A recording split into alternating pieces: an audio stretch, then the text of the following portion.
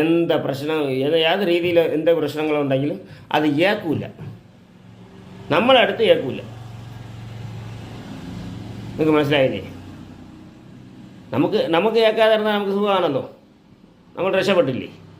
കാര്യം നമ്മൾ അടുത്തവരെ കെടുക്കാൻ പോകില്ല, പക്ഷെ നമ്മളെ வாழ்க்கைയെ അവർക്ക് എടുത്തുകൊണ്ടിരിക്കും, നമ്മൾ ജീവിതത്തിന് അവർ നശിപ്പിച്ചുകൊണ്ടിരിക്കും. ഇതിനാണ് അവർ ഏവൽ പുല്ലിയൊക്കെ വയ്ക്കും. ഇങ്ങനെയുള്ള ആൾക്കാർ കുറച്ചുണ്ട്. ഇതിന് വേണ്ടി ചെയ്തു കൊടുക്കാനും കുറേ ആൾക്കാരുണ്ട്. കാര്യം അവന്മാർക്ക് എങ്ങനെ നോക്കിയാലും അവന്മാർക്ക് പണമാണ് വേണ്ടത്. ഈ പണത്തിന് അത്യാഗ്രഹികൾ കുറച്ച് പേരുണ്ട്, അവരാണ് ഈ പണിക്ക് പോകുന്നത്.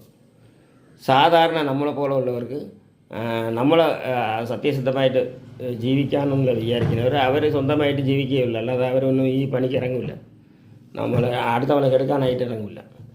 ചില ആൾക്കാർക്ക് ഇതൊരു ഭാവി, അത് ചെയ്തുകൊണ്ടേ ഇരിക്കുമല്ലോ. അത് 90% ആൾക്കാർ ഈ പറയുന്നവനക്ക് സ്വന്തം സഹോദരൻ പോലും സ്വന്തം സഹോദരന്മാരിലെ പോലും ഒരാൾ നന്നായാൽ മറ്റുള്ളവർ കണ്ടുവിടാം എன்ற ആൾക്കാരും ഉണ്ട്.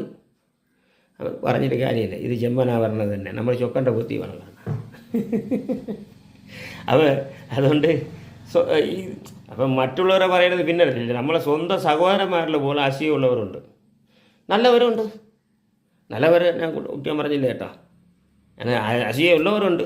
അവർ എങ്ങനെയെങ്കിലും ഇവരെ ഈ നശിക്കുന്നവൻ്റെ സ്വത്തേ പിടുങ്ങുള്ളൂ, നന്നായിരിക്കുന്നവൻ നശിക്കുന്നവൻ്റെ സ്വത്തേ പിടുങ്ങുള്ളൂ, അല്ലാതെ ഈ നശിക്കുന്നവൻ നല്ലായിരിക്കുന്നവൻ്റെ സ്വത്ത് പിടുങ്ങാൻ പോകില്ല. ഈ ഇലയത് മൂത്തതിലും കൂടെ ഒന്ന് ശ്രദ്ധിച്ച് നോക്കണം.